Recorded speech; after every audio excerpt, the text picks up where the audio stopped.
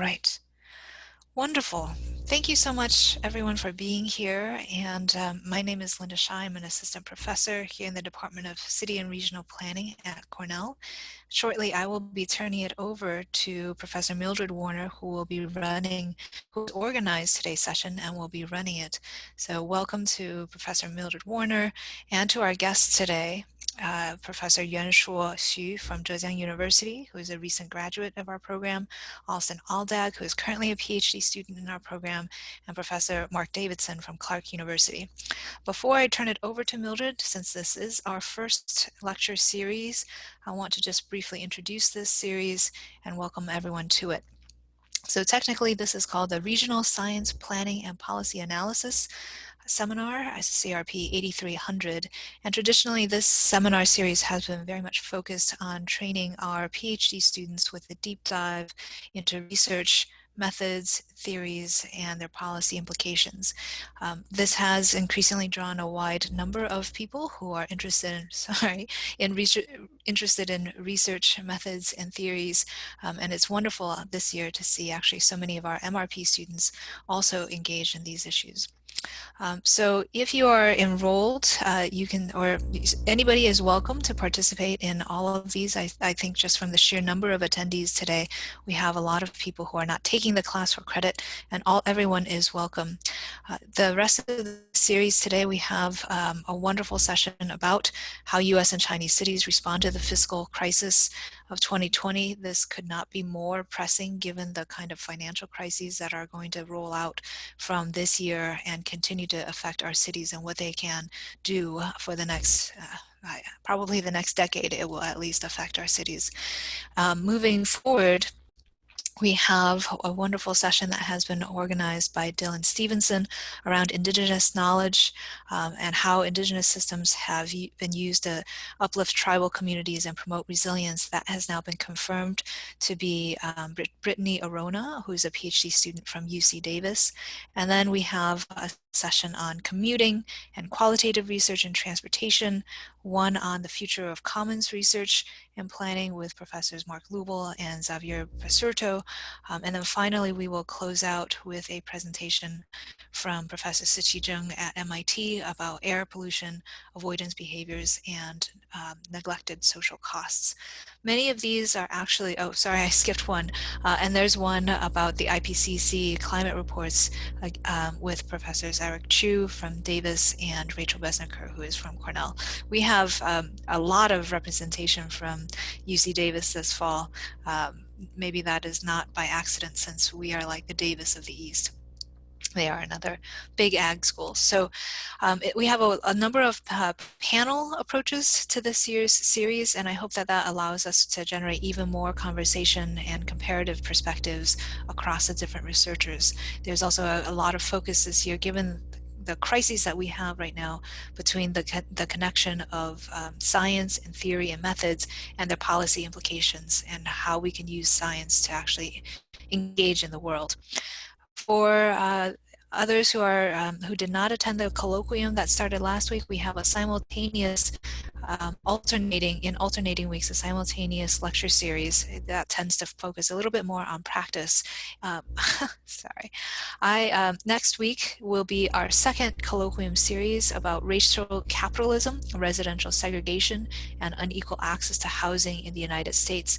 That has been organized by Professor Suzanne Lanny Charles and will feature Professor Paige Glotzer from UW-Madison, who's recently written a book on this topic. So that'll be up for next week. I hope to see many of you there. And without further ado, let me hand it off to Professor Warner.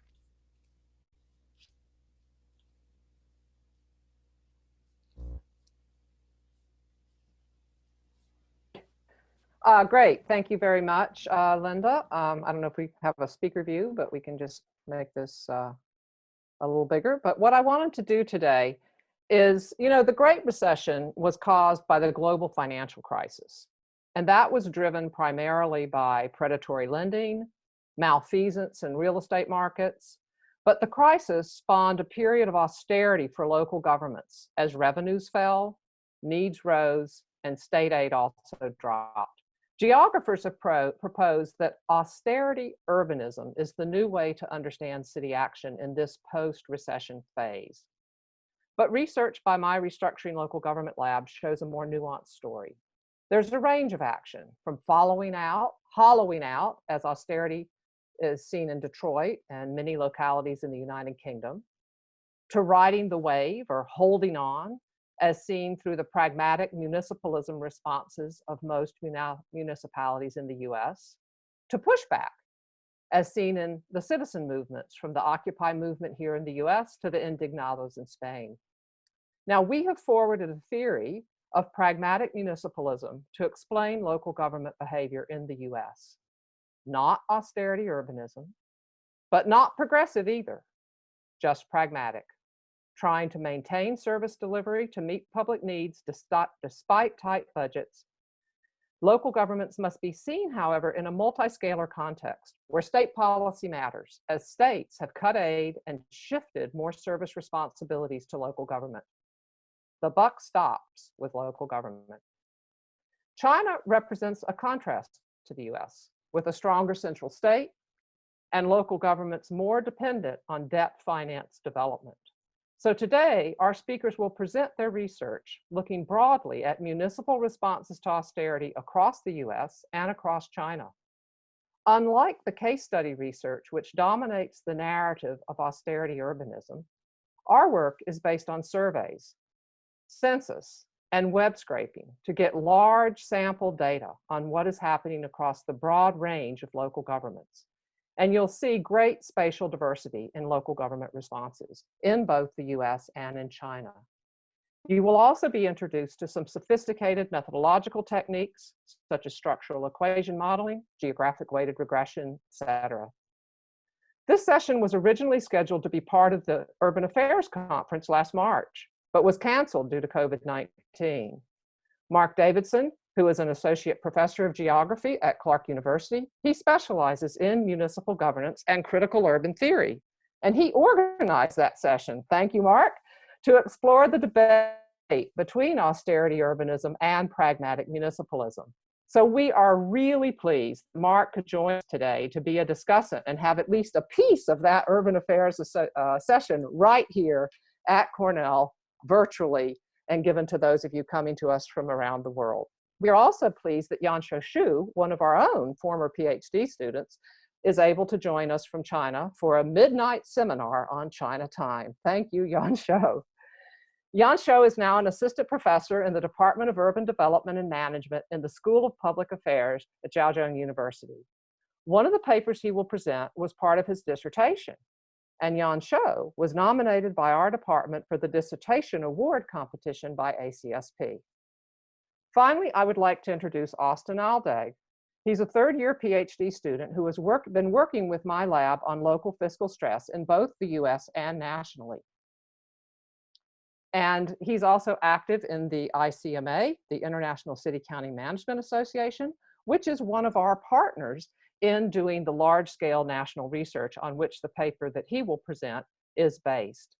And that paper was done in collaboration with Professor Yoonji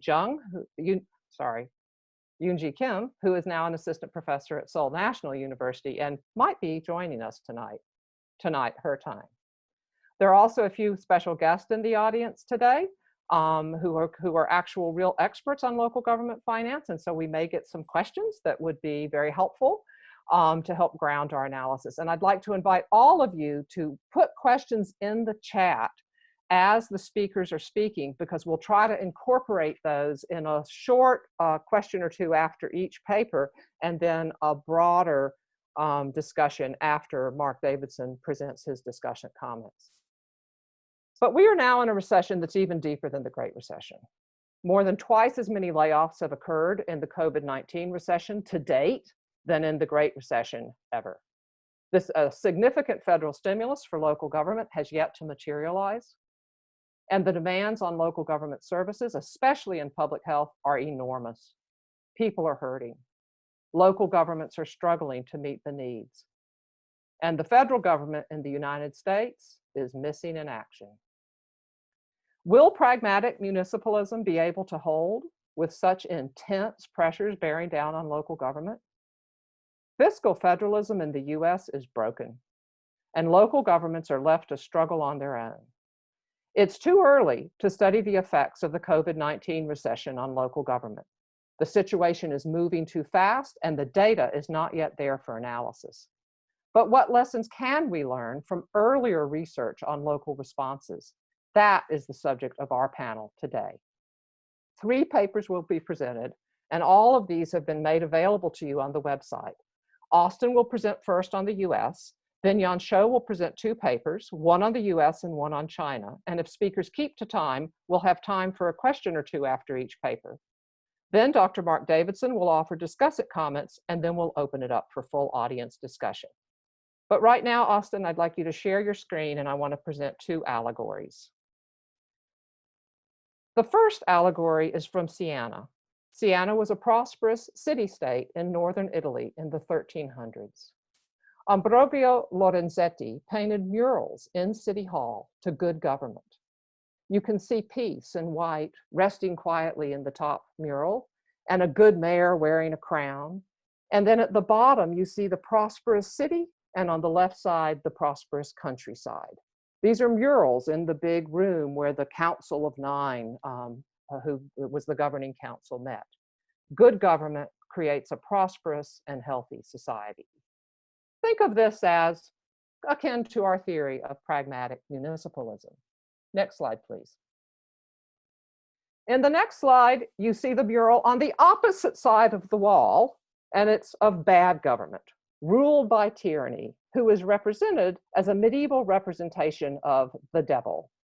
The mural of the city and town has worn away with time, but the few pieces that remain show death and destruction. Do I need to remind you that the bubonic plague hit Siena in 1346 and lasted for 7 years? Good government, health, and prosperity are fragile, and we need good government most when we are in a pandemic. The next slide, please. The second allegory is a Chinese tale of how to boil a frog. Dr. Ji Liu from Peking University shared this story with me at an Urban Affairs Association conference several years ago, and we used the image to describe the pressures local government faced after the Great Recession. Austin's wife, Ni Nguyen, made the graphic. Thank you, Ni. But I will turn it over to Austin and Xu now to present the research papers that tell the rest of the story from the Great Recession and think what this might suggest for how to preserve good city government in the COVID-19 recession. Austin, I turn it over to you. Perfect. So just to reintroduce myself, my name's Austin Aldag. I'm a PhD student in Cornell's Department of City and Regional Planning. A lot of the research I'm about to present was conducted in Professor Warner's local government research lab in the funding statements at the very bottom. Also, my mom, grandma, and wife are watching right now. So that's all the stress right now. But I want to present a view starting with New York State, moving to the national level, and then Xu will kind of follow up with an international perspective on China, on pragmatic municipalism, local government responses to fiscal stress. So as a quick overview, I want to present a couple theoretical understandings of how local governments respond to fiscal stress, what it says in theory, what it does in practice. And there's 2 chief theoretical perspectives I'll present: austerity urbanism and pragmatic municipalism. And then we'll start with a lot of our work on the New York State context. I'm in Ithaca right now, and we've done a lot of work looking at these issues just within New York State. Then we wanted to test, okay, we found this. We want to see what it is on the national scale. Is what we found in New York State true for the nation? So that's how I'll try to present today in these slides. So the first view. So Professor Warner mentioned this earlier. There's an austerity urbanism view. It's a very dark view. It's a coalition of state, local, and business interests that are trying to starve cities of their resources. And as a response, cities should cut services for residents. Detroit and Flint are some examples of these, and some in the literature call them predatory cities. But when we look across the literature and what we found, austerity urbanism is found in the United Kingdom. But that might be because that local governments are 70% dependent on grants from the national government or state government. And after the recession, these dropped by half. So we're wondering if after recessions, there's a hollowing out of services or new localism, where we're really focused on is citizens lose access to basic services. So this is one theoretical view that we wanted to test in all of our analyses. Moving on, we have another view, which Professor Warner and Professor Yoonji Kim dubbed pragmatic municipalism. So this is a coalition of city, civic, and business leaders that actually say, okay, local government, you do some things. We want to maintain those services over time, despite the forces of austerity. And we found that most cities in the US are in this group. So a lot of the cities are not the next Detroit or the next Flint that the austerity urbanism view uses as the poster child of their theory. And we've proposed that the cities follow a continuum of hollowing out, taking out services, eliminating services, to holding the line. Even with austerity pressures coming in, they're still holding firm to deliver services for residents and all the above. And then some are even innovating, though that's very difficult in times of distress. And there's a paper that Professor Warner and Yoonji Kim wrote in Local Government Studies that you can read if you're really interested in that. So I actually want to present three theoretical perspectives. If there's any public administration folks on the call, there's one that's called cutback management theory. So this really focuses on certain smoothing techniques where you cut kind of on the sides. You don't really want to raise the citizen perspective on any cuts to government services. It's very managerial. It's not political. There's very low public engagement. A lot of the public engagement that's going on is, it really doesn't matter to the responses to fiscal stress by local governments. And they're focused on the survival of local government organizations. And in so they have really a low amount of local government agency. So what we're trying to propose with the two before mentioned theories is pragmatic municipalism. So you balance cuts and you balance revenue. It's political and managerial. And key to this analysis, we're saying that local governments are engaging with citizens and engaging with unions for service protection and what we have called a medium local government agency. So as local government leaders, which I hope some are on the call, actually have some agency in what they're trying to do in responding to fiscal stress. And the last one all the way on the right is the austerity urbanism view, where they're only focused on cuts. It's political. And these austerity coalitions of business elites are trying to fulfill their dreams of shrinking government, which results in a very low amount of local government agency. So great. So I'm in New York State. I'm not sure where everybody else is, but so I grew up in Illinois, but I'm trying to kind of transfer that to New York State. We said, okay, what's going on here? And we thought, so fiscal stress in local governments, we thought they were in a tightening vice. Where there's three big pressures kind of going in on them. On the left is state policy, unfunded mandates, state mandated rules. If there's local government officials here, they could go on for an hour just saying what's going on there. On the other side, though, there's a lot of economic restructuring pressures, such as economic development challenges, aging infrastructure, which we know if you don't pave the roads today, it will just get worse in the future. And one thing we found in our analysis of New York State in particular was there's a tax-exempt land portion of fiscal stress, thinking that as the economy shifts from manufacturing to what we've called eds and meds, such as Cornell and medical institutions like upstate medical, they actually don't pay property taxes into the local tax base. So that was one of the other parts we were trying to look at. And then from the bottom, the uppercut was certain demography things such as poverty, aging population, and things like that. So we knew that these three pressures were trying to push on the local government agency. And what we were trying to see in our analyses of New York State was, okay, given these pressures, how does strategic management go into the cuts, so austerity urbanism, or the revenue pragmatic municipalism view on local government responses to fiscal stress. One good thing we found, if I could be optimistic for a second, was we found that pragmatic municipalism was very strong in New York State. We found that revenue responses were double the size of cut responses in New York State. So local governments, given all of these pressures on the triangle, still are seeking out new revenue sources such as shared service delivery and a lot of other things where they're actually trying to gain more local revenue and not cut or eliminate services.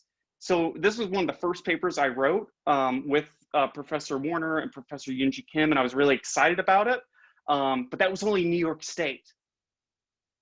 So with these pressures, demography, so that's poverty, state policy, tax and expenditure limits, economy, the restructuring economy, these are logs under a proverbial frog. So Professor Warner had a discussion with Professor Liu from China, and they shared with her a Chinese proverb of the boiling frog. So as it goes, if you put a frog in hot water, it will jump straight out. But if you put a frog in warm water and you slightly increase the temperature over time, the frog will die. So we tried to reorganize this into demography. So think about the triangle. So it's demography, state policy, and economy, heating up this boiling pot. And the frog is local government. And right now we're saying, what can local government actually do within this environment? And we think local governments should leap before it's too late. So that's what kind of led a lot of the research that we've done in the last few years.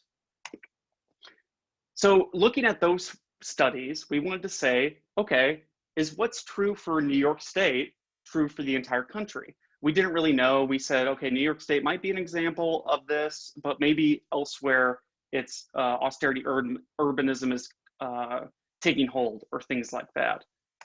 So to do so, Professor Warner and I and Yoonji Kim worked with the International City County Management Association, ICMA, on a survey they do every 5 years called the Alternative Service Delivery Survey, which was done in 2017. So the total sample that we're looking with was 2,341 cities and counties. They all got, so all counties and all cities above 2,500 got this survey. And we got back about 17% of all respondents, or all people that got the survey. And with that, since this is a methodology seminar, we joined it with supplemental data sources going from the US Census, the American Community Survey, the Census of Government Finance, and some other things that we were looking at. And the methodology, which I think is kind of fun, is a structural equation model, if people know how statistics work. And the dependent variable we were really looking at was responses to fiscal stress. And I'll break those down to the next slides.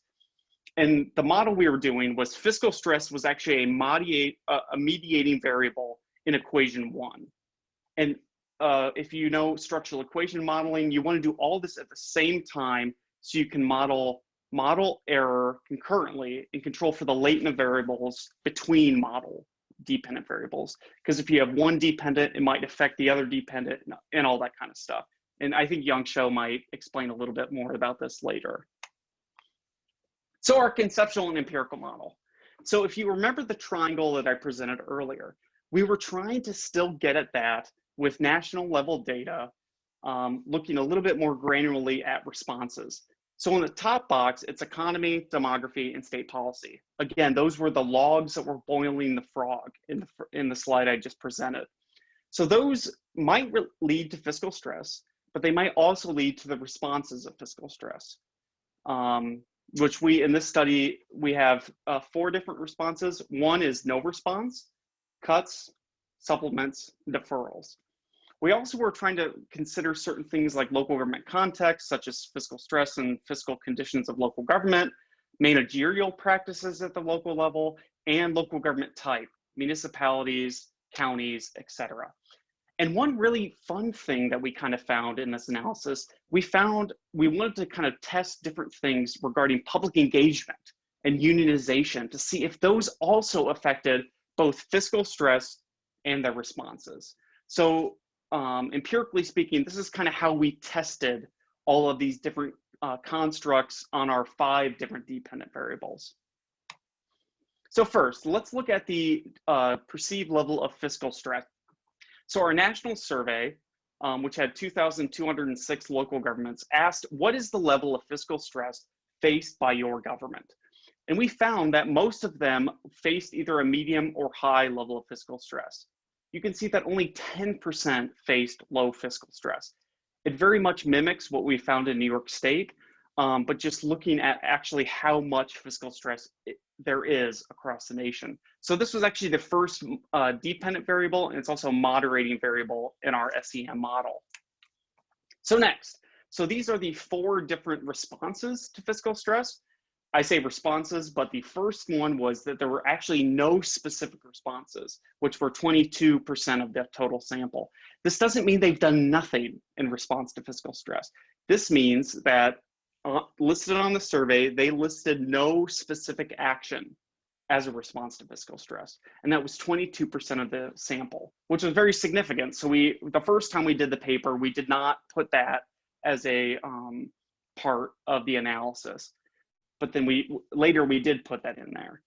But then we looked at the 78% that actually had some fiscal stress response. And we tried to, similar to what we were presenting in New York State, we tried to kind of cut them up into cuts, supplements, and deferrals, which I'll return to later.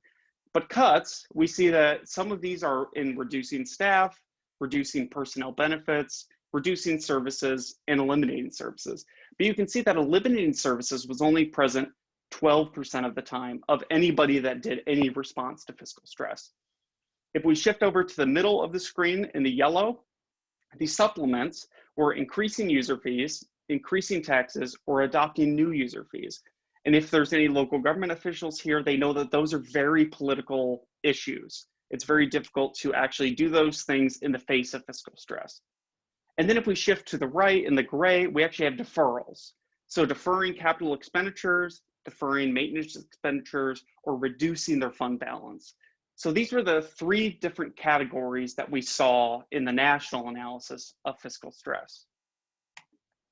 So first, if we go to the SEM, we wanted to ask the question of what drives local government managerial perceptions of fiscal stress. And again, here's the 4 big buckets: economy, demography, state policy, local context. And overall, we found that local government fiscal stress perception was higher where the need is greater. So on the economy side, this is where the infrastructure is older, there's more unemployment at the local scale, and managerial jobs are on the decline. On the demography side, if you have a more educated population in terms of your population of your local government, you are less likely to perceive more fiscal stress.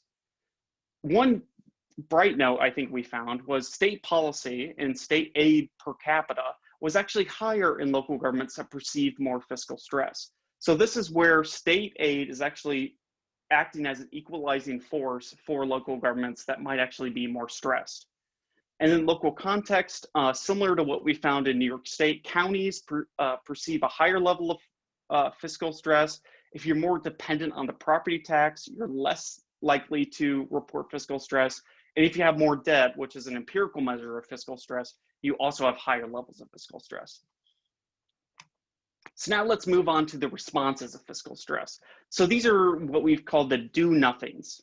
So these are the ones that reported, so the 22% of the sample that reported no specific action. Economy, state policy, not significant in our SEM model. College educated, if you have a more college educated population, you are less likely to have more specific action, which makes sense if you look at the determinants of fiscal stress on our previous slides. But we wanted to look at local context and agency and public engagement. In terms of those, if you perceive less fiscal stress, you're less likely to have action, which makes sense empirically.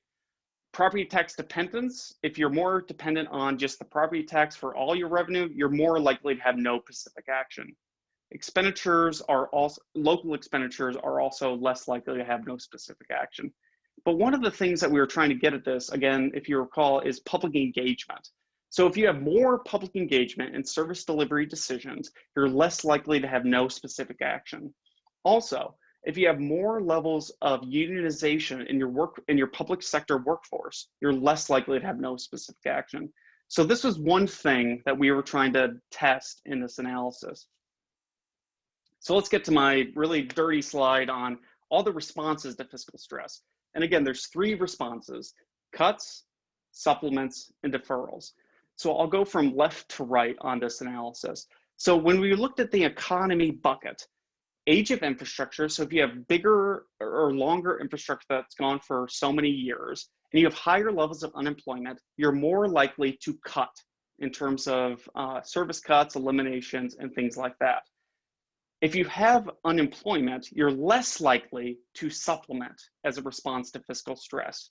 And in addition, if you have higher levels of age of infrastructure, you're less likely to defer, which makes sense. For the local managers on the call, if you have a road that you've never improved over the years, you're less likely to defer the maintenance of that road into the future. So shifting upwards, demography, we found that poverty was not a driver in all of our sub-equations. We really found this in New York State, but we were trying to test this nationally speaking, and we found that it was not significant in any of our models.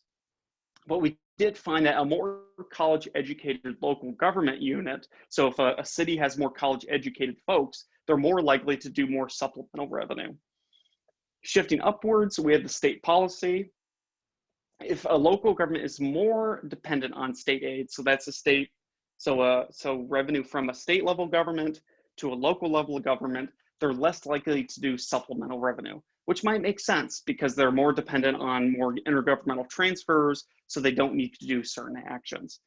But the 2 big things we were trying to get to was local government agency and public engagement, which are on the right side of the slide. So in terms of this construct, we found that county governments, opposed to municipal governments, were less likely to do supplemental revenue responses. And this might make sense because we found that in New York State that county governments are very different than municipal governments. County governments are very agents of the state, and they have to really fulfill a lot of state mandates and things moving forward. And then if we move downwards, we found that central cities, in terms of MSAs or things like that, were more likely to do cuts and deferrals. In terms of council manager forms of government, we found that they do more cuts and they do more supplements, but professionally managed local governments do not do more deferrals because they really understand what that would mean moving forward into the future, because it would only get worse if you don't maintain a road or you don't invest in infrastructure. And the 2 that we found for all in this construct was property tax dependence was less likely to lead to all responses. And as you might expect, fiscal stress perception, if it's higher, it leads to all responses, which makes sense. So the very last thing that we were trying to do in this paper was look at certain things like public engagement in terms of citizens and unions. So we actually found across cuts, supplements, and deferrals, citizen engagement in the service delivery project actually led to all responses of cuts, supplements, and deferrals, which was kind of counter to what we thought at first. We also found, surprisingly, that levels of unionization in the public sector also led to all responses to fiscal stress, cuts, supplements, and deferrals. So this is kind of all of what we were doing in this paper. So let's go back to the theoretical perspectives that I presented earlier. Cutback management, pragmatic municipalism, austerity urbanism. And we really find, as we found in New York State, that pragmatic municipalism is holding right now. They're balancing cuts with new revenue. It's managerial, but it's also political. But they're engaging in citizens and unions to protect services, and there's at least a little bit of agency at the local level. Okay, so let's return to the frog analogy. So looking forward on some of the implications for the future. So obviously, a lot of us are logging onto this via Zoom, and that's because of the COVID-19 pandemic, which has really put a recession that's even greater than the Great Recession. Some of these are losses in sales tax revenue. How many folks have gone out in their community and bought something where the sales tax revenue goes to their city or county level? But the states are also stressed. I live in New York State. It's very stressed. Illinois is also very stressed, and across the whole nation, states are not a sacrosanct place for this. They're also feeling a lot of fiscal stress. But at the same time, local governments, especially in Tompkins County, are feeling a higher level of service need for certain things like public health or testing for COVID. So if you go to the Frog, the fire's even hotter. So you see the Frog up top is very sweaty. It's like, oh God. So the fire is really turning up. And again, I think my wife knew you in for this graphic, because it's not just a warm frog anymore, because there's a recession, there's greater local need, and there's revenue loss. And the frog is just freaking out. And maybe it's going to cook it, maybe it's not. But a federal stimulus is needed. So that's the fire extinguisher. At this point, I want to also point to a podcast that Professor Warner did with Slate on cities are running out of money. So she talks a lot about how the pandemics are draining city budgets. So here's the link for that moving forward. Also, if you want a sticker of the first iteration of the Frog, the first 5 people that email me will get a sticker in the mail. So thank you. Here's a lot of our research that we've done over the past few years, and open it up to questions or anything like that. Thank you. Thank you very much, Austin. In the interest of time, we're running just a little bit late. So there's been a lot of questions going on in the chat, and I've been doing some answers, and I'll invite you, Austin, to add to those answers in the chat now that you're off the hot seat of presenting. And I'll move the discussion now on to Xu. Okay, thanks, Mildred. I'm gonna share my screen.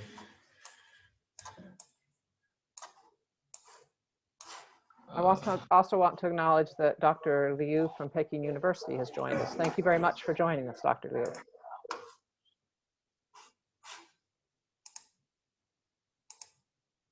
Okay, can everybody see the slides? Okay, great. Thanks for inviting me. It's very nice to have this opportunity to share some of my work with Professor Warner, and also like one paper from my dissertation. Today I'm gonna talk about like 2 papers. One is on the US side, which is focusing more on the expenditure side. The other one is on China. It's on the China stat. So I'm gonna talk about US paper first. So in this paper, I work with Professor Mildred Warner. We are originally interested in knowing like what really drives US local expenditure, right? Intuitively, we may think local expenditure should respond to local need. But if you really look deeply into these questions, you may find some other issues that really drives local expenditure, drive local government to spend their money. You want to know like on what areas and how to spend that money. So in this paper, I'm gonna talk about that in detail. To understand local expenditure, I think there are 3 important things. The first things I want to mention is structure matters.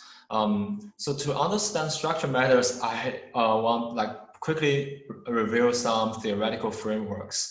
The first thing is fiscal federalism and decentralization. So under this theory, it basically argues local government as a developmental state. Focusing on development activities, and the redistribution is undertaken at higher level government.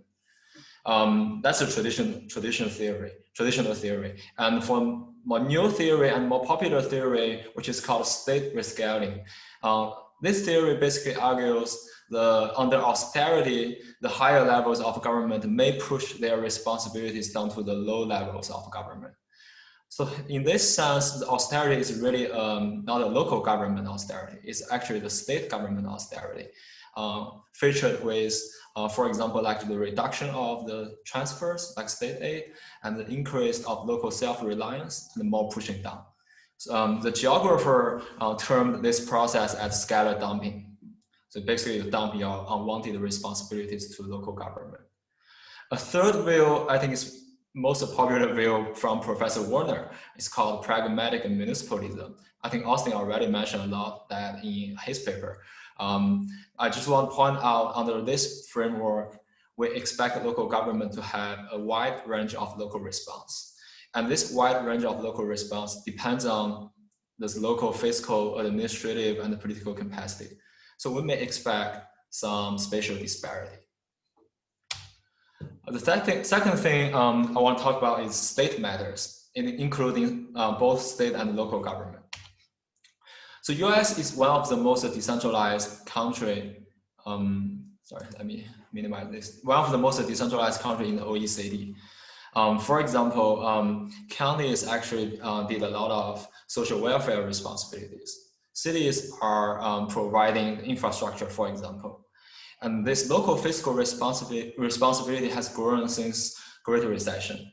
We also see like the drop of state aid and more self-reliance on revenue side for local government. And state government also matters. There are two important state policy. I want to bring this out. One is state aid, the other is state decentralization. They may have divergent effects for the local governments.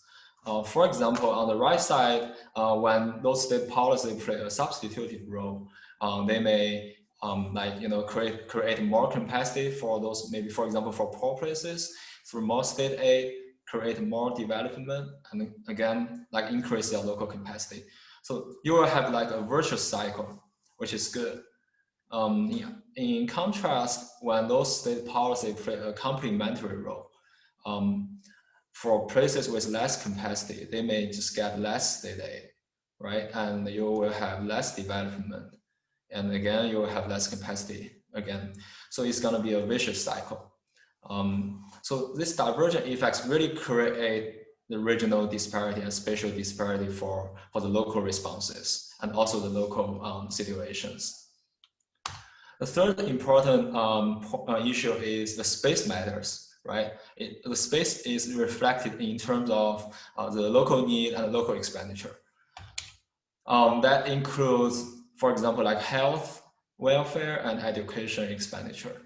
I will give you some examples. For example, like the Obamacare, right? It's still based on the employee benefits and the market-based exchange rate. Only 36 states expanded Medicaid access for too poor to buy health insurance based on market price. So this will give you some spatial variety. For the welfare dimension, we know the temporary assistance for needy families is different in benefits and eligibility across states, and it's very tied to race. And education is highly decentralized.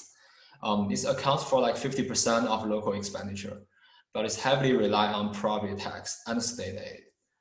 So all of these are very sensitive to the demographic characteristics and also the regional difference. So we may expect some spatial difference regarding the expenditure and the local need. So those three things, based on those three things, we raise like three research questions. The first one is, does decentralization shift the composition of local government expenditure toward less redistributive expenditure as theory describes? So this one is basically about structure. The second one is, what role does intergovernmental aid play as a substitute for local expenditure or a complement to that? Space matters. So we ask a question about, is there any spatial difference of this process? Any spatial difference in how state decentralization, state aid, and local need drive local expenditure composition? The data so our unit of study is county areas to combine all the fiscal data of all local governments, including cities, counties, towns, villages, and also special districts within each county boundary. Now we can have a completed fiscal picture for local government. The government finance data is retrieved from Census of Government in 07, 12, and 17 to capture that pre-recession, recession, and post-recession time period. Socioeconomic data is collected from ACS, 5-year estimates for every counties. You may notice the year actually match the finance data year. Since we are interested in spatial difference, we use OMB, Office of Management and Budget, Metropolitan Status Code, to differentiate counties into urban, suburban, and rural counties. Since we have a panel data, we choose random effects model to keep the time invariant variables, which are metropolitan standards, because we want to show that spatial variation of local expenditure pattern, right? And we also add spatial lectrum to control the possible effects from spatial autocorrelation.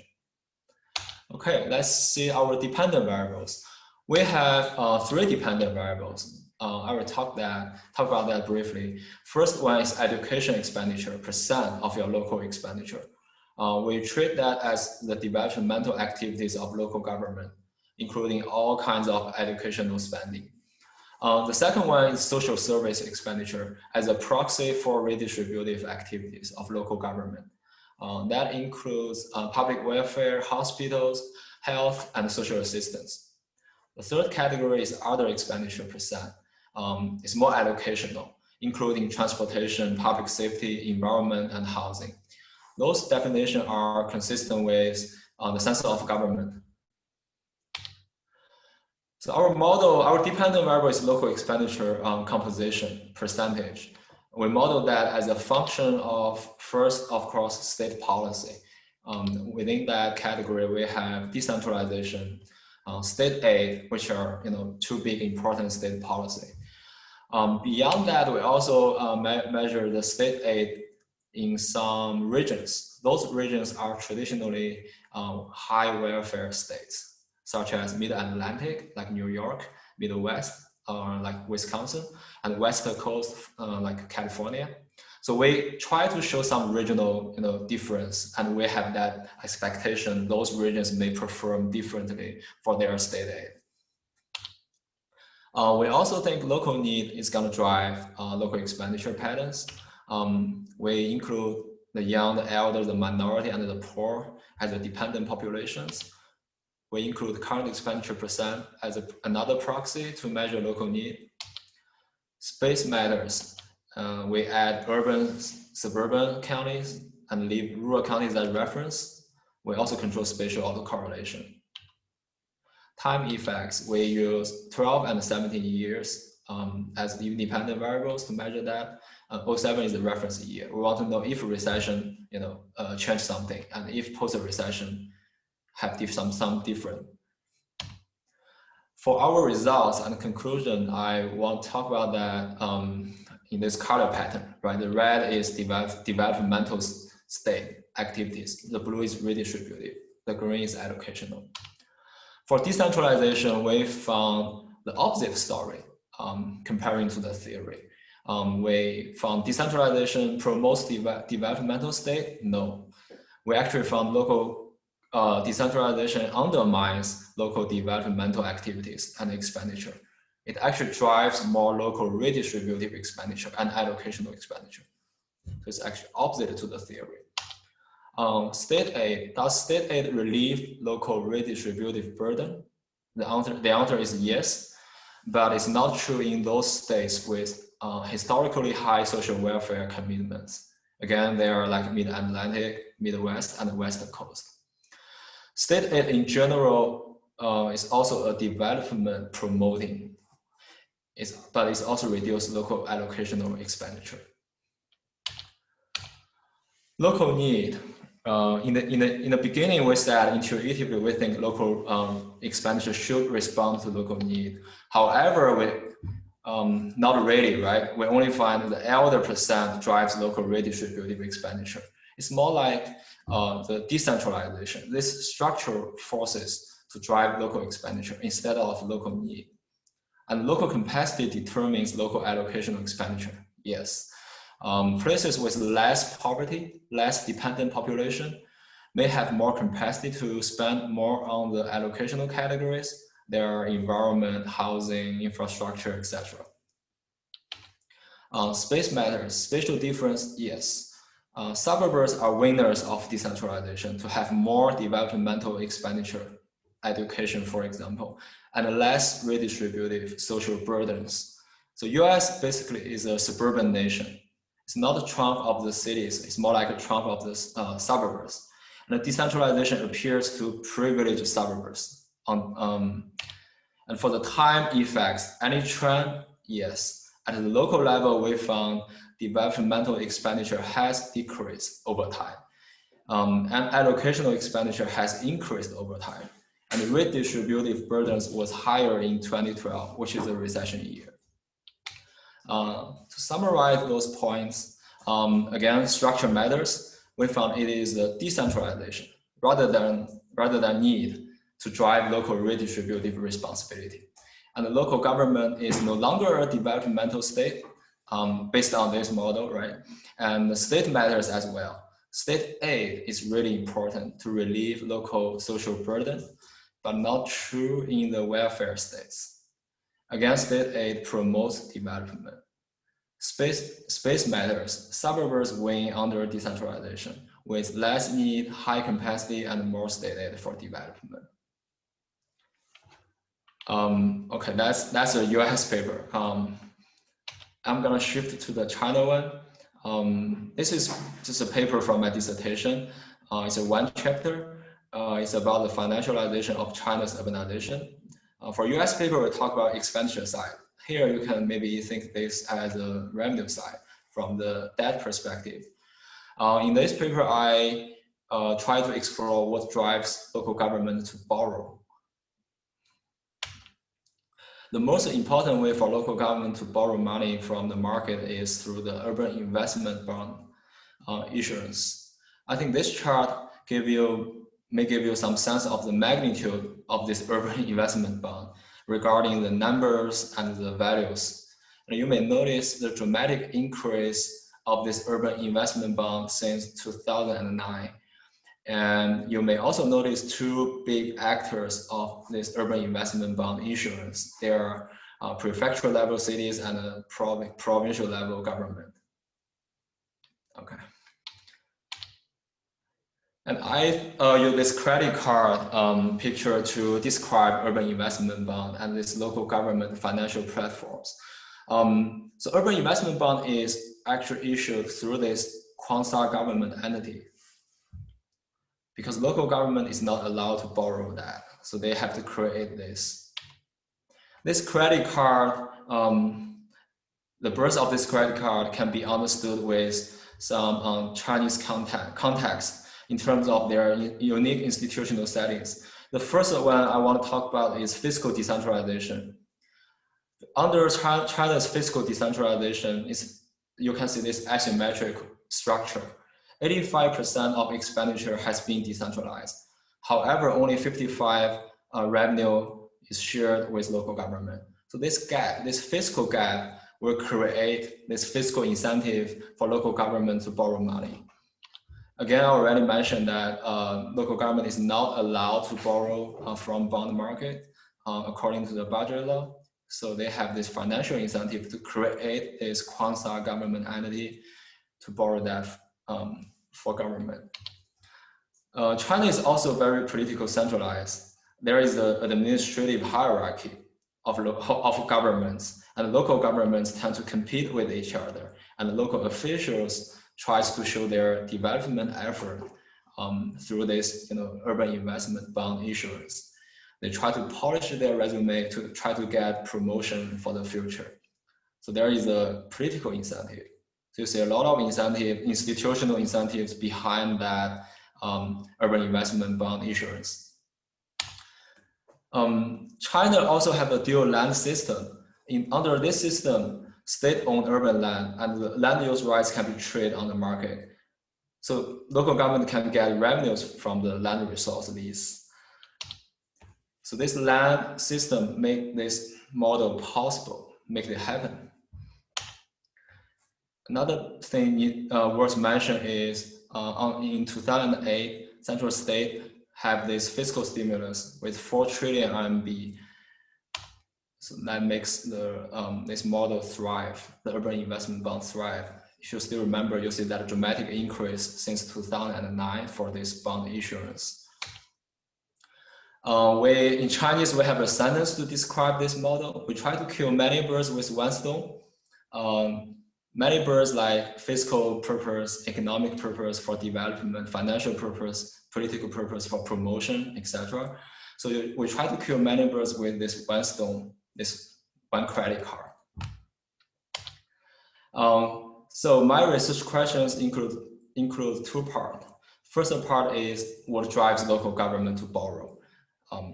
I focus on the institutional driving forces, and I group those institutional driving forces into two categories. First one, I call that hunger game.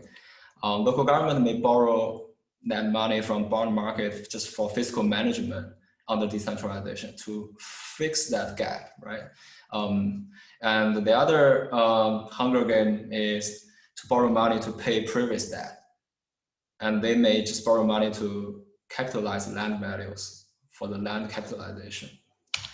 Another category is competition game. Local government may issue bond issuance to compete with each other. In this bond issuance itself, maybe in fixed assets investment, in economic growth, and maybe compete for state fund. So you will see that in later slides. The second question is there any spatial heterogeneity behind those institutional mechanisms across cities? So I will use some spatial regression models to show that. The data has urban investment bond data. I collected those data from Wayne Financial Platform for like 5,487 issuance after the clean. I also do some web crawling to get the land transaction data, which you can see from the background picture.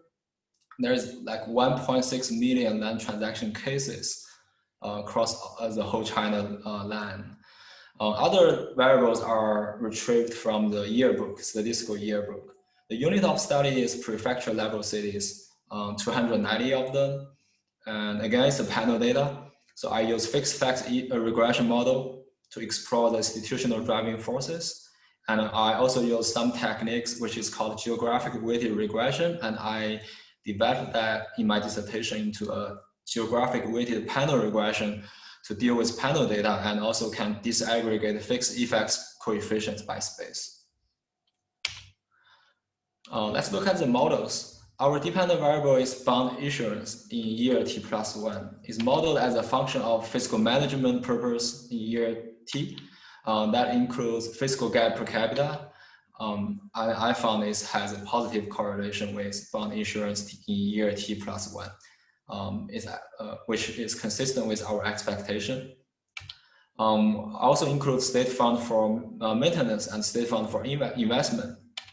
And land revenues is also another driver behind local debt or local bond issuance. And the government loan for investment is another driver. So you may understand this as local government issue more bond to get some money to pay previous debt. For competition game, I use spatial lag term to measure the relationships between cities. It's a spatial techniques to measure the reaction function of your study city to the neighboring cities. The coefficients actually show that reaction functions, the relationship between the city with other cities. That includes neighboring insurance, neighboring fixed assets investment, neighboring economy, neighboring state fund for investment, neighboring state fund for maintenance. For those competition measures, I found neighboring insurance and neighboring state fund for investment positively correlated with bond insurance. So they are like the drivers, competition game.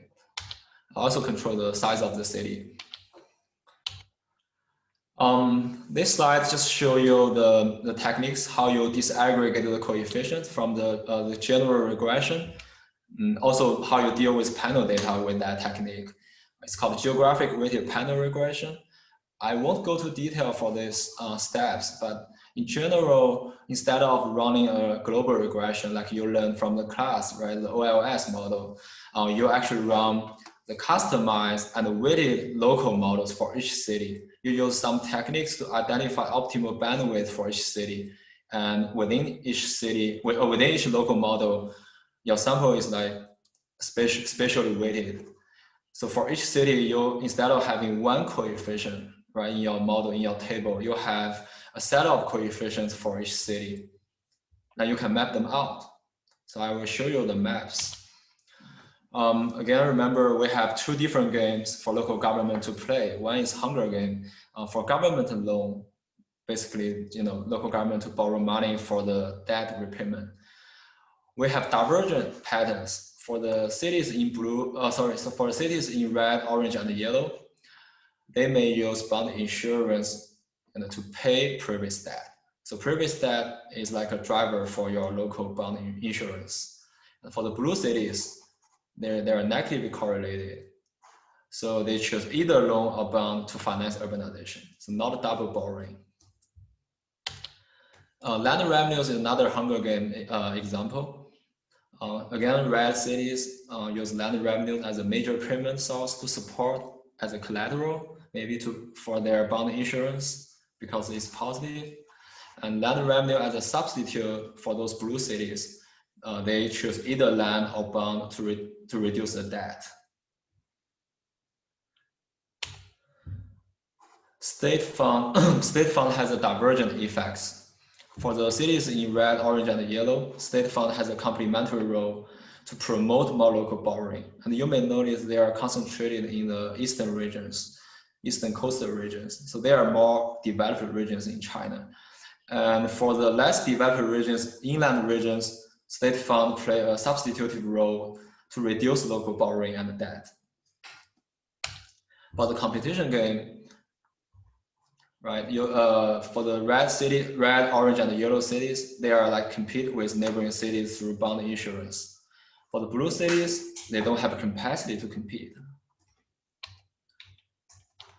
I think this map is also interesting because I show the neighboring fund. If you look at those cities in red, orange, and yellow, how you interpret that, you can interpret that as when a city see their neighboring cities get more state fund, they may choose to issue more urban investment bond because they want to show their developmental effort to the central state, to show that signal to the central state, and to compete for state fund for the future. So it's like a spillover effect of state fund from your neighboring cities, then to promote your own borrowing, right? Because you want to compete with other cities. And the blue cities don't have that capacity to compete. For the conclusion, I think it's very clear. We have two different games to play, two patterns. Hunger Game, including manage fiscal stress, borrowing for fiscal stress management, borrowing for previous debt repayment, and borrowing for the land capitalization. And they are more in inland regions and less developed regions. For the competition game, they may compete with each other in bond insurance, they may compete with each other for state fund. This pattern is found mostly in coastal developed regions. Again, urban investment bond as one example, as a major finance tool in China's urbanization. It has been pursued by local governments for different purposes across regions. Okay. I really want to end up my presentation with these two pictures. I want to talk about the right pictures first. Again, remember we talked about the kill many birds with one stone in China model. This land-centered debt finance urbanization model has an advantage of killing many birds with one stone. But how many stones do you have, right? Because people argue that model may not be sustainable. And also central state put more restriction on the use of the land resource and land revenues and how you use land to finance. So you can see that change of this model because the stones is limited, right? And for the US model, I think Austin already mentioned that. I just want to emphasize one key point of the frog story. The key part of that frog story is the temperature of the water, right? If you don't want to use hot water to boil a frog, you want to use warm water. Warm water is the key part of the story. But now, I think our papers are about the warm water, but now the water is hot. The COVID-19 actually blows the fire to make the water very hot. So we can feel that, maybe we can feel that very soon, maybe now, but now water is hot. So we have recession, we have greater need, we have revenue loss, we have COVID-19. Will the pragmatic municipalism hold? right, under this hot water for our local government frog. I think we can discuss that later. A very little slide for the implications for COVID-19. I want to point out that under COVID-19 recession, because it's gonna hurt your economy, especially for the service sector, the results will be like the reduction of tax revenues, of course, and the increase of local expenditure on health and welfare. And we may also expect weather and spatial disparity. Now I want to talk about some China's fiscal solution more recently, just for the general implication. China chose to cut the general government spending to deal with this COVID-19 fiscal stress, and they also reduce enterprise taxes. In this sense, they may lose some revenues, less revenues, but they can boost the economy. They also give a lot of financial support for like small enterprise. And the increase of state transfers is very important. It's a key part of the solution. And some Chinese cities may think they can play the card of non-tax revenues, because if you have more percent of your revenues from tax, then you will get hurt more by this COVID-19, right, from your economy. But if you have more percent of your revenue from the land and assets, then you can play that card. But again, how many stones do you have, right? It's not sustainable, it's a limited stones. Okay, thank you. Thank you very much, Yanshou. That was an excellent presentation, and actually rather disturbing, because it challenges questions about the sustainability of local government finance, both here and in China. And both of your papers raise the importance of the need for state transfers. I'd like to encourage whoever's talking to please mute themselves. Somebody is having a conversation somewhere. And I'd like to now turn it to Mark Davidson for discussant comments. And I'd like y'all to keep your questions coming in the chat. And Yanshou, y'all can go back and look at the chat and be answering some of the ones that came in while you were talking. So without further ado, let me turn it over to Mark. All right, thank you, Mildred. I'm sat here racking my brain thinking, how can I incorporate this frog into my reflections? And I'm not sure I can do it. I've already got one analogy in my comments, so I might be maxed out. So thank you for inviting me. It's a real pleasure to be talking with you all. Austin and Mildred's work has certainly influenced my own in recent times, so I'm really happy to be sharing some thoughts in this context. I have a series of reflections, so I've read all the papers and really tried to link them with my own thinking and my own research. So I'm going to interweave a few different things. The structure is, if you like, Dickensian. I'll talk about reflections on the past, present, and future, and hopefully open up some potential conversations. So the papers as a whole give us a kind of mixed picture of what is happening in local government. There's a really stark contrast for me in the US-China comparison. I know very little about Chinese cities, but there's obviously this huge divergent trajectory. But it does bring into the kind of question here where we might find a comparison. And it made me think actually of the way that Sprague's book, Debt Wish, talks about 20th century US urban development and its kind of eager uptake of debt. And clearly we're in a different position now, but it does focus, I think, on the role of national economic development in local government behavior, fiscal behavior. Austin gave us a really thorough and insightful view of the way that US local government is responding to fiscal stress, and accentuated the idea that stress is governed and governed in various ways, and really that supports the idea of pragmatic municipalism, and I'll come back to that. And then we have a paper which really focuses on decentralization and how our perceptions of decentralization and what it means for local government spending might need to be revisited. And it's really stimulating for me, I think, to think about decentralization how it may increase forms of spending against expectations, and that's against expectations from a variety of theoretical perspectives. And I think that in itself is an interesting challenge to take up, and perhaps signals to a broader theoretical challenge that we all face. So in the US context, then we are the picture is painted of one of pragmatic municipalism, or if you like, active governance. Like the fiscal problems are being actively governed rather than being determined by some pre-existing institutional or structural context. So I take that and I reflect on my own work. And so for the last 10 years, I've been working on US urban government issues. And it really, my work started out in 2010 when I went to look at the city of Vallejo in California.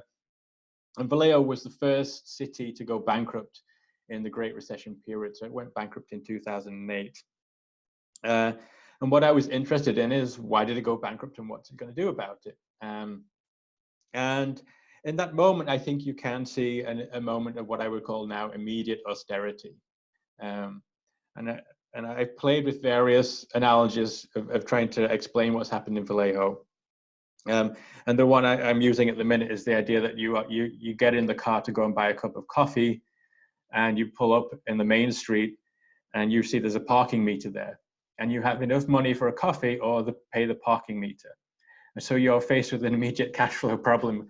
And how do you resolve that dilemma?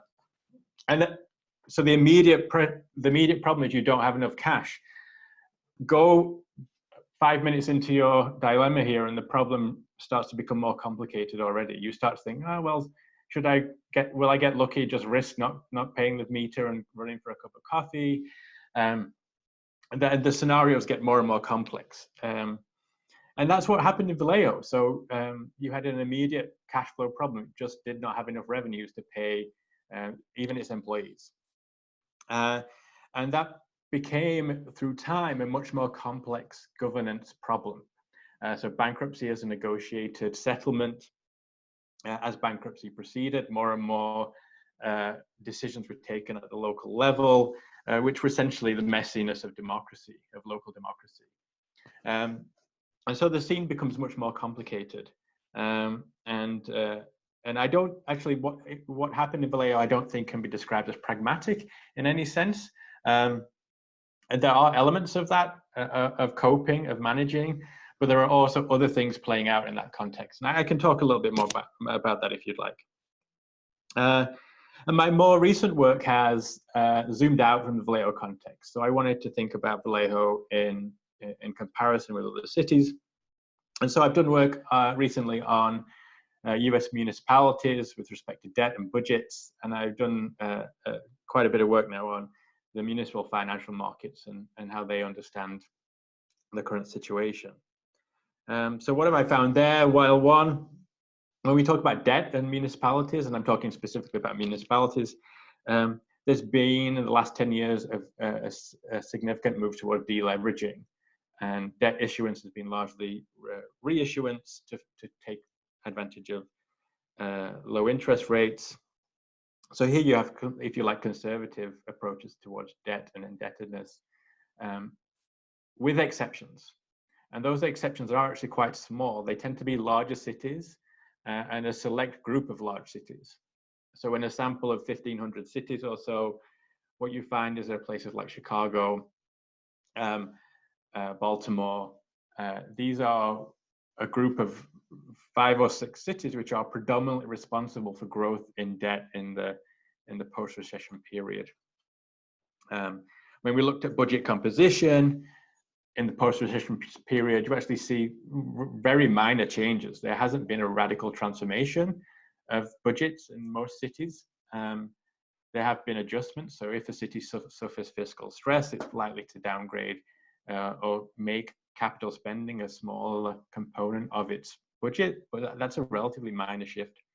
What you do find is if a city was doing poor in 2007, it's generally doing poor in 2017. Everyone has experienced a recovery in their fiscal health, but there hasn't been dramatic shifts in the fiscal situation of cities. And the last bit of work I've done has been on narrative. So we've looked at, this is work I've done with an ex-graduate student of mine, David Lukins, and a colleague in the UK, Kevin Ward. And we've looked at budget narratives in fiscally stressed cities. So the basic question we've asked is, as cities narrate to their citizens what it is they're going through, what do they say? So the commonality being they're all underwater financially, but how do they tell their residents and citizens what they're doing to fix the problem and where the problem came from? And what you find is incredibly individualized narrations. There really isn't a consistent trend, which I think which really accentuates the geography of understanding fiscal stress and the geographies of resultant action, which is incredibly embedded. So that's when we look at the past, and then we look at the present. And I have two main reflections. So as we sit here, I think one of the things to note is that the last recession is very much still with us. That the ways in which cities have responded to the last recession is still currently there. Long-term problems which were wrapped up in the last recession are still there, principally when you're thinking about things like public pensions. So it's not as though we're in some kind of radically different moment, but if you like, some pre-existing issues are still very much here and becoming back into focus. And then, of course, within the context of our own debates, we have a significant theoretical challenge. We have competing explanations of what the past and present is. And Austin did a really great job, I think, of outlining what those might be, saving me from having to do it myself. But we have austerity urbanism on one side and pragmatic municipalism on the other. And I could probably claim to have a foot in both camps. I'm having my cake and eating it. But there is really quite a lot to be said about this, and it's something I've thought a great deal about. And I think the thing I want to really reflect on here is these are fundamentally different epistemological projects. I think pragmatic municipalism is an exercise in what I would call practical reasoning. It's concerned about how to act and how people act. Austerity urbanism is a theoretical project. It's about theoretical reason, and it's about trying to come up with an explanation of causation. One is highly empirical, one is highly inductive. They are both social science explanations, though, so it's very hard to differentiate between them in a ways in which to say one is better than the other. To use Karl Popper's term, they both have explanatory force, but those explanatory forces are put to different purposes. As a geographer, I can say, I think whenever you're dealing with austerity urbanism, it's important to know where it comes from. Austerity urbanism is principally derived from Marxist explanation in geography about the determining causes of urbanization. And so it has a pre-existing explanatory commitment to it. And that is very much embedded within the discipline of geography. It's very hard to have a dialogue between the two because they are different forms of explanation with their own histories. And so my final set of reflections is on the future. The thing which is looming and has already been alluded to is the prospect of local and state aid.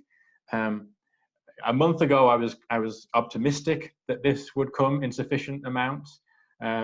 Conversations with people in municipal finance of late have really dispelled that myth, and we could be heading for a complete calamity. And I suspect what we'll see is some first fallers, and then aid will come. But I think people are going to fall. Cities are going to run into significant trouble. I think at this point it seems largely unavoidable. From my work in bankruptcy, the thing I would like to reflect on that is that we are so poorly equipped to deal with fiscal collapse. Fiscal stress is one thing, and I think you talk to people in local government and they are, I think, relatively well prepared to deal with fiscal stress in various ways, and cities do that in different ways, and we've heard that from Austin. and city bureaucrats create budgets to deal with that beyond stated balance sheets and what have you. But collapse is something we're not particularly well prepared for. And the other thing which is really evident, I think, that this crisis is inherently geographical. It won't be nationwide. And there are places which are quite well equipped to deal with reductions and are relatively well run when it comes to fiscal stress and fiscal management. And there are others which are not. I mean, most obviously, Illinois and Chicago are already trading at junk bond ratings. And so they're not well equipped. There are places like New Jersey which have completely their own accounting procedures. So it's very difficult to know exactly where they are. And there are places like North Carolina who have very rigorous management regimes, which mean that cities have got some capacity to deal with this. And then my final reflection, I think it goes back to where I started in my present reflections, is that I think the future moment will really be defined by if long-term issues collide with the immediate. And by that, I mean there are major structural issues in local government and municipal finance around pensions. If those collide with an immediate crisis, we are in trouble. And to return to my analogy, you have got your cup of coffee in your hand, but then you find you have a parking ticket, but you also find you have a warrant out for your arrest, and things can get bad really quickly. And that's what I worry about in the current context, that the long-term issues, the warrant for your arrest, coincide with you getting a cup of coffee. So I'll leave it there. Thank you very much, Mark. This has been really, really helpful. And I think to frame our discussion now that we're moving into the discussion phase, we can take both your cup of coffee analogy that leads to a parking ticket to a warrant for your arrest, to the same issue from the Chinese story about how to boil a frog. If you heat him up slowly, he doesn't notice. And by the time he needs to jump out, he doesn't have the strength to do so. That's what's been happening. With the COVID-19 recession, which is so much more profound than the Great Recession, and the total absence of, in the US case, any kind of federal stimulus, the pot is getting hot fast. And when the pot gets hot fast, the frog figures it out quicker and might decide to jump. And in that possibility of jumping is where we might find hope. Or at least that's the hope, because we need a 21st century system for local government finance, and we're still relying on a 19th century system that doesn't allow local government access to the income tax, really limits local government's accounting procedures that don't allow us to make plans for the long term. China represents a very different system with a debt financed led, land-based, usufruct sales and leases which is also unsustainable and hitting to a crisis point. So we need to rethink it. But as we rethink it, we need to think of what theoretical frames are going to guide us as we go. And the theoretical frames from which pragmatic municipalism come are really public administration, fiscal federalism, public finance frames that our empirical research are showing the empirics don't support the theory. Decentralization is not promoting growth. We don't have a developmental state, which it says we should, but we're not seeing it. And is it that the structural conditions have changed so much that the theory has broken down? That's why we call it, Yancho and I have called it, a broken fiscal federalism. So we need a new way of thinking about it. And it reminds me of a focus group we held years ago with city leaders across New York State. And one of them said, Governor Cuomo is putting all this pressure on us with the new tax cap that was implemented in 2012. And, you know, we as city leaders can see the end coming. And we're trying not to get there. We're trying not to fall off the fiscal cliff. But what is his strategy for when we inevitably get there? So I think the austerity urbanism view could be our future view. What public administration and planning are trying to do is put the brakes on so we don't get there. And So with that, I'd like to open it up for Xu and Austin to offer any reflections as we look for questions coming up in the chat. Xu? Yes. Shall we just answer the questions or just give some reflections on that? I'd say give some reflections because most of the questions in the chat have already been answered. I see. Okay. So my general sense for the current situation is, I think Mildred already mentioned a little bit. I think the structure really matters, which I already point out that in the very earlier slides, because we are under a multi-level government system, and local government is affected by by the state government, by demography, by economy, a lot of things. But the most important thing, I think, is the structure. Where the paper Mildred and I found, the opposite story comparing to the theory, which is we don't have the developmental state. That is a problem, and local government is burdened by more and more, which the geographer calls scatter dumping stuff to crowd out their capacity to invest for further development. That in another paper, Mildred and I worked on that crowd out, how to measure that crowd out, how to use statistical modeling to show that crowd out effects under this decentralization structure. So I think that's a key part to think about under the COVID-19, because on the COVID-19, I think this gonna amplify, it's gonna make these effects bigger and bigger from the structural process. So we need state government as partner, not as the so-called competitor, to dump their responsibilities to local government. And the local government is a key scale to respond to COVID-19, I think, because a lot of spending and activity need to be undertaken at the local, and the local has the diversity and the spatial difference. So I think local government knows better than other scales. That's why I said local government needs to give more power and authority and fiscal capacity to do something. I think that's my general reflections for that. Austin, did you want to add something? Oh, geez, let me look over my notes. So thanks, Mark, so much for your comments. One thing I wanted to say out front was I think there's a big methodological problem that's going on here, especially with austerity urbanism, and Peck's work looks at very few cities, and it says that's generalizable to every city in the country. And I think with your work, especially with your work in Vallejo, you've really dug deep in looking at how the political issues affect local government response. So I really appreciate that.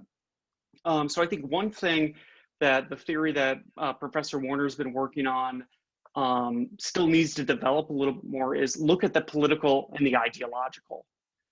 So pragmatic municipalism, we said, is political and managerial, but I think a lot of our work is only really focused on the managerial part. So with the PAR paper that I presented, we're trying to get at the social and economic part of citizen engagement and unionization. So I think that's a really good point that you bring to the debate. So political, ideological kind of have to go all into this thing moving forward. One also thing I wanted to present was kind of your perceptions versus actual fiscal stress. So Mildred, Yunji, and I have struggled a lot with this in our own work. So there's some people that say perceptions of fiscal stress matter. So the local manager saying 1, 2, 3, 4, or empirical measures of fiscal stress matter.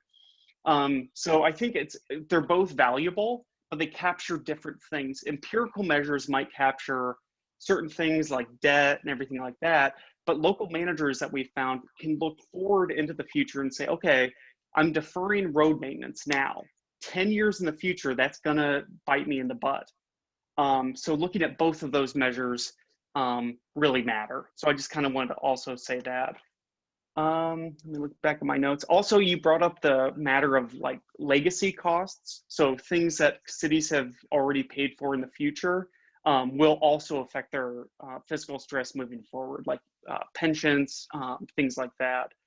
Also, you brought up great points about geographic and all this great stuff. So That's kind of what my main reflections were. Thank you. Mark, turning it back to you, Nima Kudva's put a question in the chat about why these two perspectives can't speak to each other.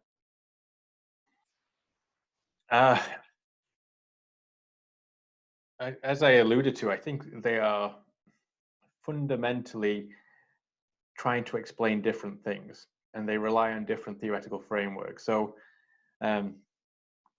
if I was more on the ball, I could send you a link to a paper I wrote recently on policy failure. I think it's in urban geography, which I try and dig a little bit deeper into how difficult it is to make different epistemology speak to each other. It's not that at one level they don't have a relation and they can be incorporated, but they are deeply embedded in different types of reasoning for different purposes. So as I said, I think practical reasoning is concerned with how to act. When you read Mildred or Austin's work, it's very much about, well, how are cities acting and could they act differently? If you look at theoretical reasoning, it's less about what people are acting like, it's about what causes things to happen. And that may have absolutely nothing to do with action, with the notion of action. And so it often comes down to a question of agency. So if Austin kind of points to the type of work which is done in austerity urbanism, and it doesn't tend to be empirically based in interviews with city managers involved in places like Detroit and figuring out why they did what they did. It's a reading of a situation and a theorization of a situation. And honestly, from a personal perspective, I mean, I went to Vallejo, I'm a geographer, I have a critical theory background, and I made the mistake of speaking to people there, and it's like, oh, God damn, this is much more complicated than I can, my theories can deal with. And certainly I think it's not an uncommon experience to have an inability to kind of engage with your explanation with people who are practicing, right? So from the austerity urbanism situation, the idea is that you are in a structurally determined situation. Cities have no option. They've been conditioned and coerced into a certain set of behaviors through ideological reforms rolled out since the late 1970s, right? So if that's your framework, it's not really a lot of use for me to go and talk to a city manager and say, well, how can you get around this? Because you can't. You don't work in that situation. So it's not to say that you can't approach a question of austerity within the pragmatic frame, and I think Mildred's work has been a good example of that. I mean, you can find moments of austerity, cities which have decided to be austere, but that's different than theorizing an entire urban governance regime as becoming more austere because of structural determinants. That simply, it almost makes it nonsensical to do some of the work which Mildred and Austin and myself would do, because you're looking for answers where they shouldn't reside. So because we train planners and all of the other 60 people on this call are going to go out and be planners or be public administrators, they don't want that story that there's nothing you can do, because they're preparing themselves to go do something and they want some tools to use. And that's probably what puts planners and public administration scholars in a more pragmatic space. And we spend a lot of time talking to local officials about what they do and what drives them. But is it theoretically impossible to actually end up in a slightly less dark place? Is it theoretically impossible for actors at the city level to push for structural reform? Because clearly structural reform is needed. But is there no possibility of agency coming up, if not from the people, coming up from this professional managerial class that runs cities? So, I mean, one of the things we have to determine then, when you say structural reform, what that means. It means something different to a Marxist than it does to a public policy. And so, I mean, we could go on at length about that, but I don't believe it's impossible to achieve kind of structural changes. I think I mean, major institutional changes is always difficult. Anyone who works in government or a university knows that they are difficult things to change. My main concern is I guess a slightly different one, is that Mildred, you talked about there are kind of long-term issues in US local government, and it's a system which emerges in the 19th century and is still very much with us, and it might not be fit for purpose. I think I agree with that.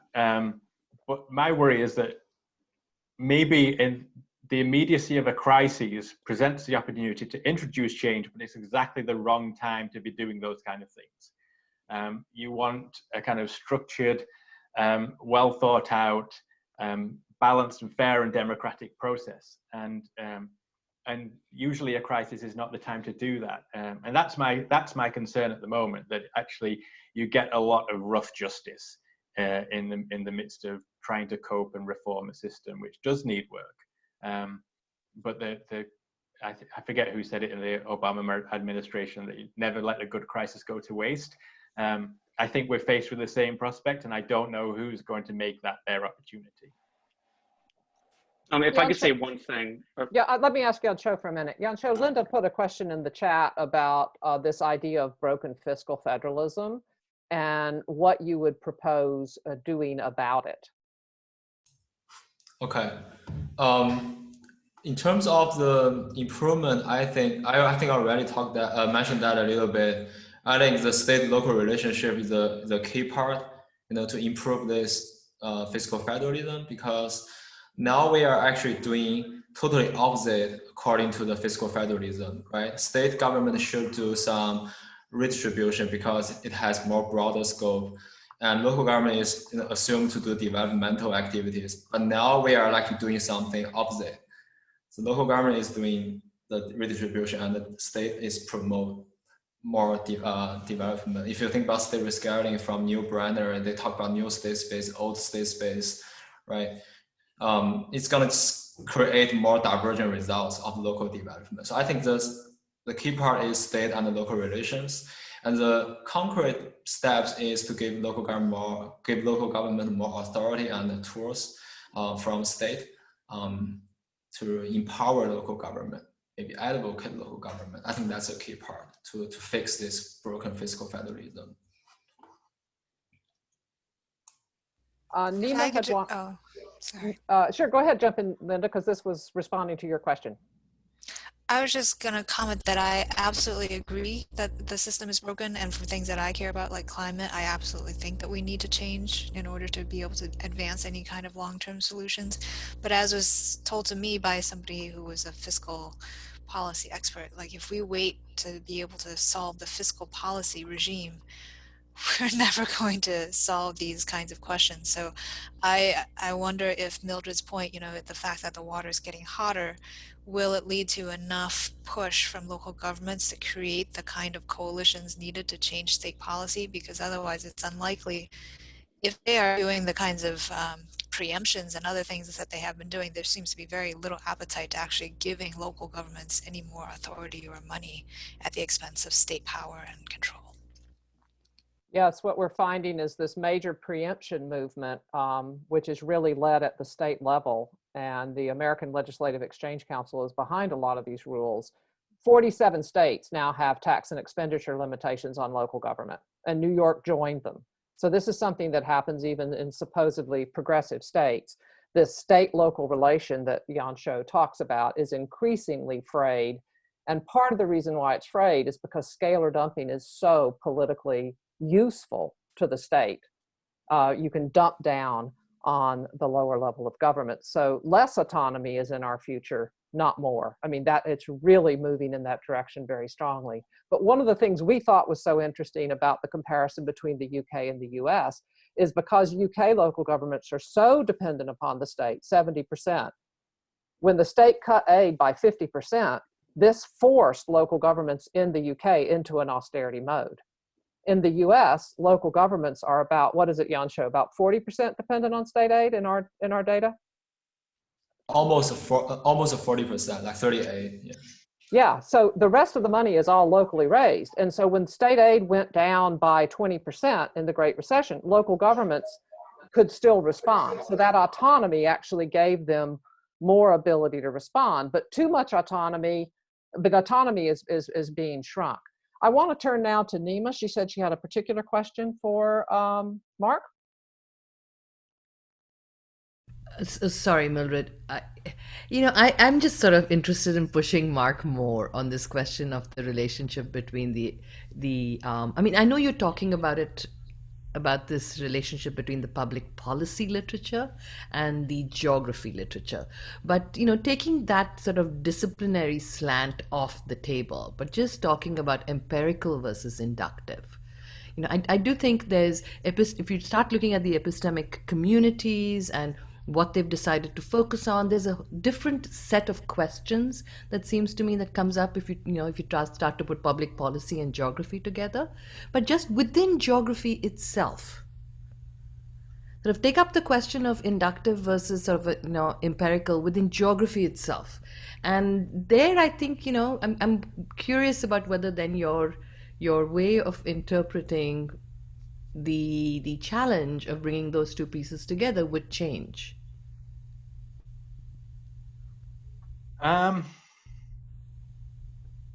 It's hard to, geography is such a diverse discipline that to talk about it in general is difficult. I mean, I am really talking about so a relatively small section of geography. Vallejo. Let's take your example of Vallejo. Yeah. And let's take the example of Vallejo and say, you went there and you started talking to people. Mm-hmm. And there was the empirical issue. And I'm just sort of trying to play this out in my mind. And I'm thinking, if you're talking to people and you're talking to those agents who are working within a particular structural situation, they might be, as Austin pointed out, thinking into the future, making certain decisions because they're making trade-offs and they're putting decisions about roads off in order to do something, much more urgent right now. So they're making these kinds of decisions based on pragmatic needs, political pressures, whatever, right? There's a whole range of issues they're making those decisions on. And you there, as a theorist, are thinking about austerity urbanism. But then you're learning something about the way agents work within a structure. Why is it that your theory then is not being responsive to it? So I guess one way to answer that would be, theoretically, you're faced with a choice about some of the empirical details that you are learning about. Are they important to incorporate into your story or explanation? And facets of that story are very difficult or impossible to fold into certain types of explanation. So austerity urbanism as a general explanation challenges you to say, can I filter that out? Is so at the local level, that may seem like a really important part of the story, but theoretically, it's not really compatible with the explanation. So in some sense, it's a choice of the level of abstraction one is comfortable using, and I think that is, that's a challenge for theory development that people who've worked in grounded theory have talked a lot about.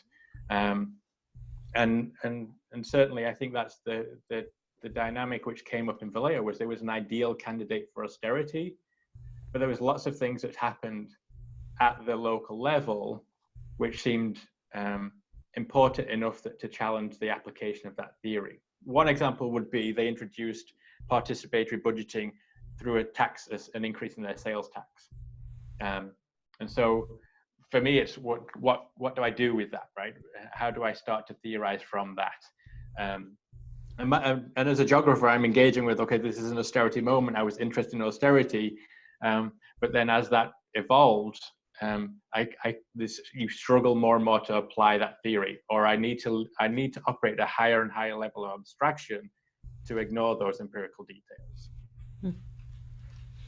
So I want to jump in real quick on just what Mark was saying a little bit earlier about the political and ideological. I think everybody in this discussion has been great, but we really forget about the citizen local government connection, where the citizens actually desire certain things and they don't participate in local politics and things like that, where it's like local need, we think it's great, but the expression of that to local officials might be obscured in a lot of these policies. So I just wanted to kind of raise that before moving forward. I don't know if Professor Liu is still on from Peking University, but one of the issues that has come up in the China case is about the challenges for sustainable long-term local government finance. And Professor Liu, if you're on, I wonder if you'd like to say something. Yes, I'm on. And I was not prepared to make a remark, but since you asked me, so let me make two observations. And the first one is that I'm really impressed that a bunch of city planning students here talking about local finance in depth. And the Lincoln Institute a few years ago did a kind of survey for the universities across the US and found that almost all the planning departments did not have local finance as a required course for their program. And so we feel it's very important to build a bridge between planning and finance. So over the last few years, the Lincoln Institute made the effort to have the training program and for municipal finance targeted to city planners and practitioners. So I'm very pleased to see Cornell, and I can tell you guys are leading edge and the leaders in local finance and planning, and so very impressed about it. Now, my second observation is the paper by Yuan Shou, and I'm very happy to see that he completed his PhD and returned to China to teach. And we met a few years ago, and I think that's the time when he was thinking about how to get the thesis started. And I think his presentation on the China and local debt make a lot of sense. And the two stories are in the Hunger Game and also the competition game make a lot of sense. And I think his data and the empirical analysis show about it. Now, the question is how sustainable these kind of games will be in the future. I think that this is a kind of a big question in our mind. But before we get to it, I think you guys all know how China sustained this kind of competition game and the Hunger Game. And the key is the central bank just print more money every year. And so the quantity of money supplied each year is about twice as much as the GDP. It's been like that for a long time. And then the question is, and what about inflation? And now I think China, the lucky thing for China is that, and this high growth period where local debt is increasing coincide with the same period when the housing demand became so big in China. So if you look at the Chinese prices for different things, and for the daily commodities, and you don't see a lot of inflation there, and that's why people seem to live on their life well enough. But when you look at the real estate market, the housing market, and the appreciation, the land appreciation and the housing price appreciation has been crazy, and that's the sector that absorbed the source of inflation. So I think that this is the way to see why China is able to sustain a long period of accumulation of local debt. And then, of course, we still have to answer the question about the next stage and what China is going to do. whether China can still continue to borrow so much. But I think the one factor we need to consider is that, and perhaps in China, the peak of infrastructure investment may be over soon. And so there will be a structural change in the local expenditure, and then the demand for investment may not be as much as before. And this is something that the Lincoln Institute at the PKU is trying to focus on. So these are this is my second observation. I will stop here. Thank you very much. Thank you very much, Dr. Liu, and I recognize that it's midnight for you in Beijing, so I really appreciate you coming on. We have actually reached the time for the end of the seminar, but I think the speakers would be willing to hang around for a little informal chatting if some of you still want to hang around. I know that we haven't had any questions from any of the PhD students. If y'all want to get into detail on some of the modeling, we could even make a little breakout group for that. But I want to thank everyone for your attention, for the excellent presentations by our speakers, for the excellent discussion by Mark Davidson, for the interventions from Dr. Liu and Dr. Kudva and Dr. Shai. And thank you all. And Linda, did you want to have the last word? Nope. I have 2 stickers left. Okay, so thank you all, and hang around if you've got questions, like you would at any normal seminar where you'd come up to the front and hang around and try to talk to a speaker, and if we need to, we'll put in breakout rooms to continue the conversation. But thank you for everyone. This has been extremely interesting and useful, and I guess there's another one next week. Good. Thank you. Thank you. So if anyone has a question, you can go ahead and start asking it. So maybe I can answer some questions in the in the chat box. Sure. Yeah, I'm trying to find that. Okay. I think one question is about the role of the local government financial platforms as a competition tool, especially for the wealthier regions. I think this links to the earlier slide I mentioned. There is a political incentive, especially for the wealthier regions. The officials have more chance to to get higher promotion, to be close to the central states, the higher position. That's why they chose to issue more bonds. And also in China, the terms for officials is like 5 years, which results in the short-term development strategy for those local officials. They try to boost the economy in a short period of time and leave the burden to the next. That's why they don't worry about that. That's another explanation for that. Okay, I'm trying to see the rating part. I think those bonds are rated. I wish I can show the data to you. You can see like they change the ratings every year. They do some monitoring, and they put more restrictions in most recent years. And I can give an example of Hangzhou. The city of Hangzhou is you can understand this city as a very wealthy city and a very developed region, in very developed regions. But like a couple of weeks ago, we have some talks to the officials at city government.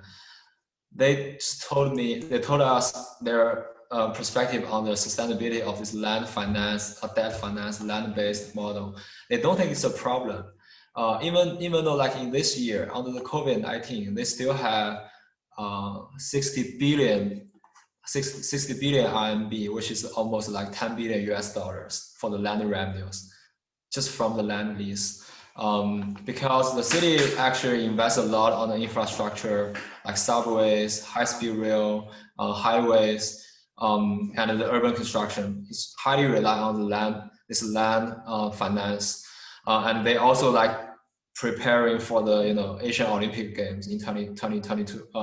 So that's their answers. They don't think it's a problem. And also in Chinese city government, there is a organization which is called Land Reserve Center. It's like different understanding of the reserve.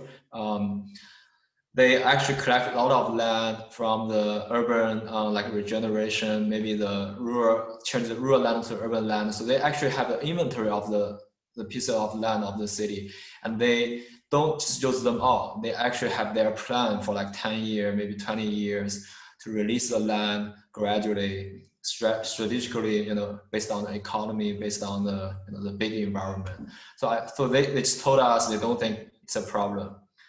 And they also think they don't have alternatives. So they worry about if the higher, you know, central state may change this land finance model. If they change that, all the city government, all the local government may have problems in terms of urban finance, because the whole city construction, the whole urbanization is so heavily relying on that model, and they don't have alternatives. I think that's my answers. Thank you, Yansho. Does anyone else have a question? Several of you have hung around, so it's your chance. I just had a question, if it's okay if I just barge in. Yeah. I was wondering if this fiscal stress on local governments affected how they use their resources. So I was interested in the equitable, if they were, because this fiscal stress would kind of motivate them to use it on fields that would give them more investment returns, I guess. And would that kind of affect the output of how the, let's say, the unprivileged communities would get access to certain resources such as housing, etc.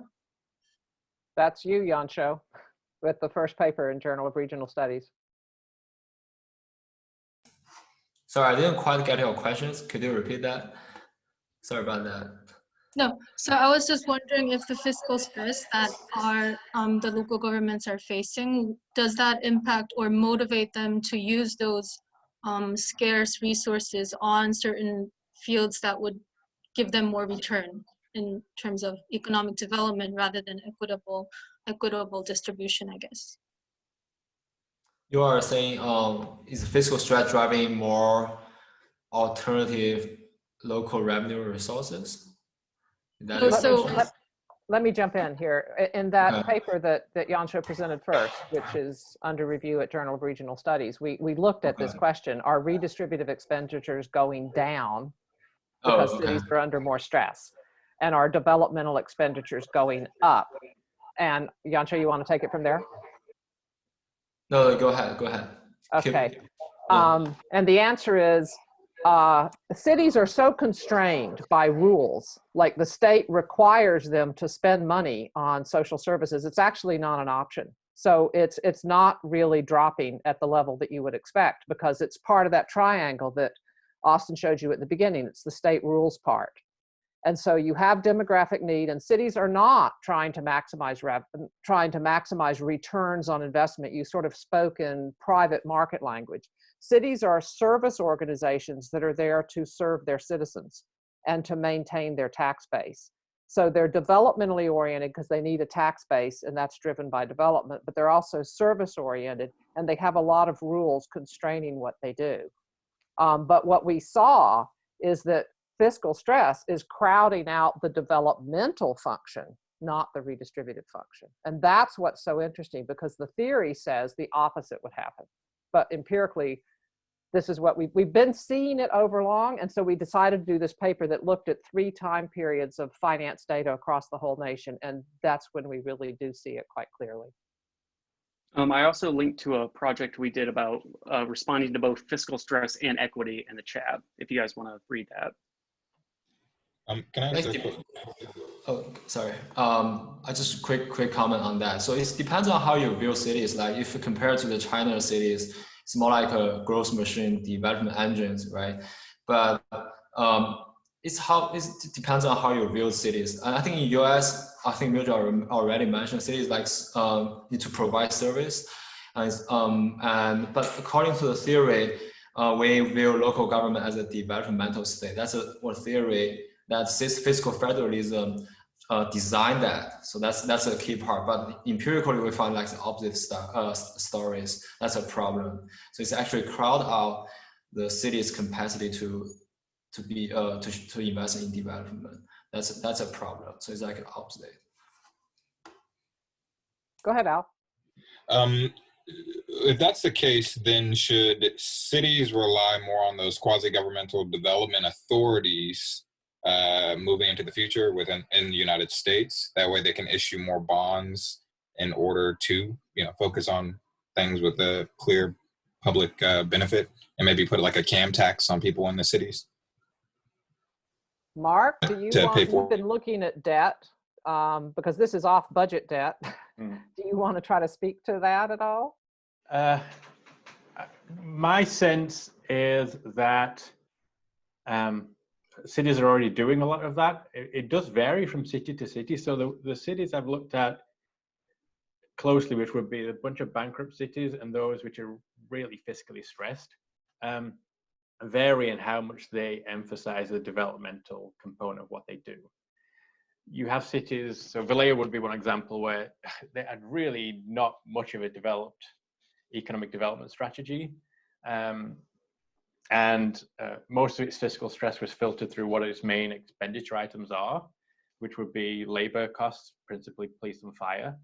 And then you look at somewhere like Allentown, which has a really aggressive development agenda, and most of its budgeting is thought through from that perspective.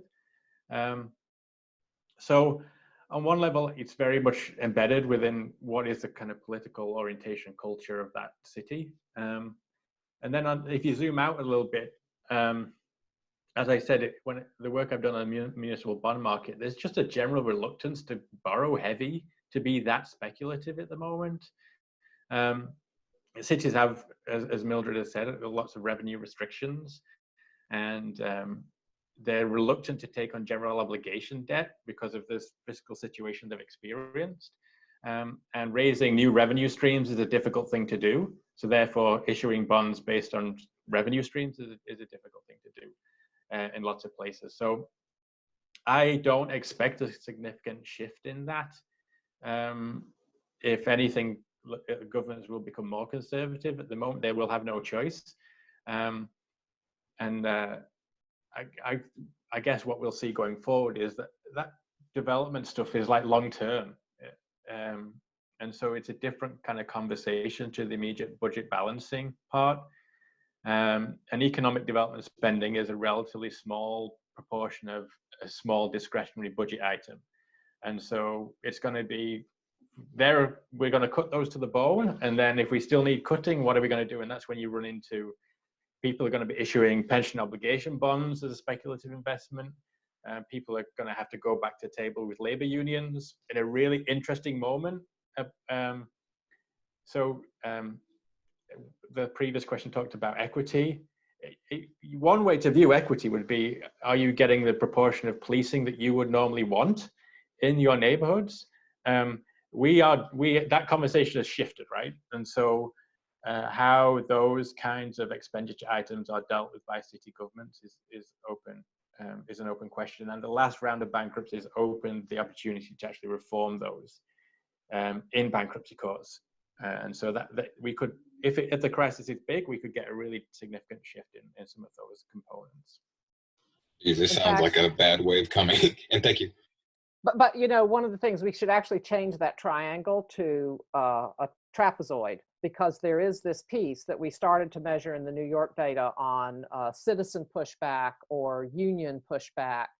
And the citizens and unions could push back in different directions. If you have a more socially oriented union, they could be supporting public services. This is what the Canadian Union of Public Employees heavily does.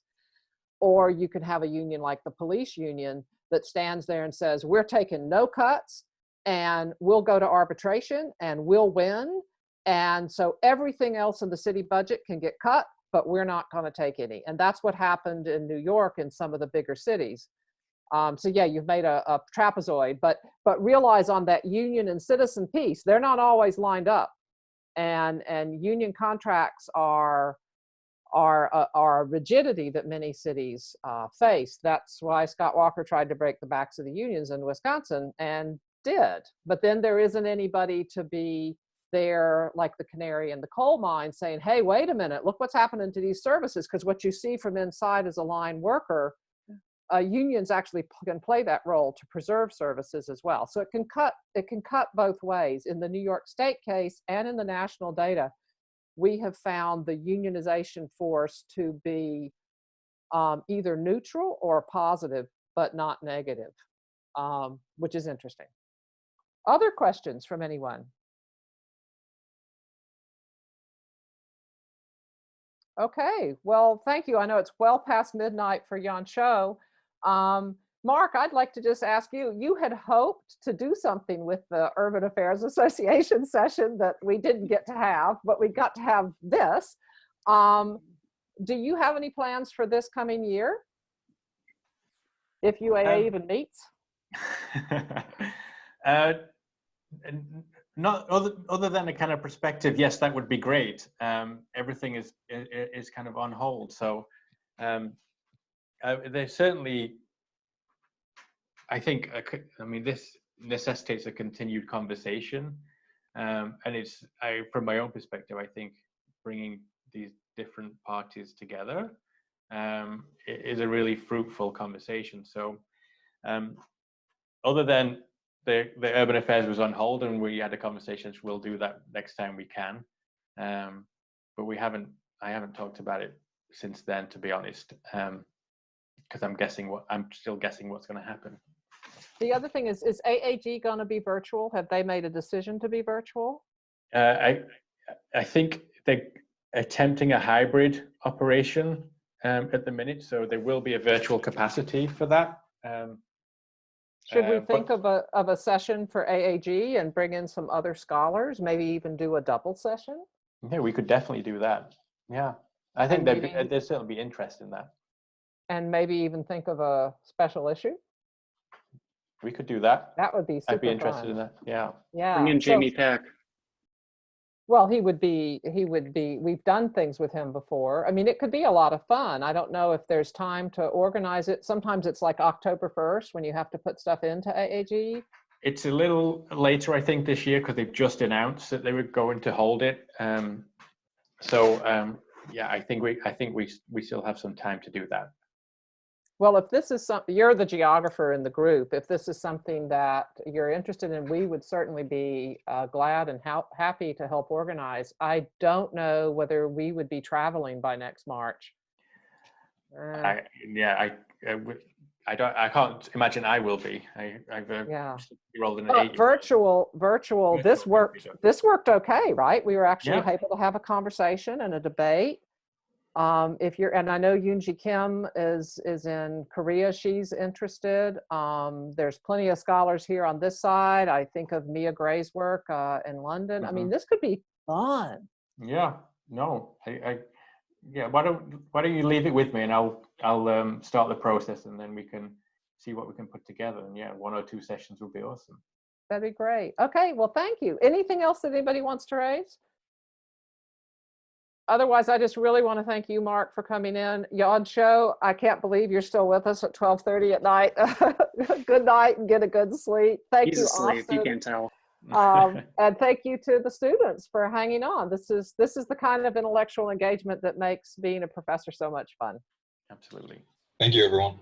Okay. Mark, I'm sending you some stickers. All right. Bye. Bye.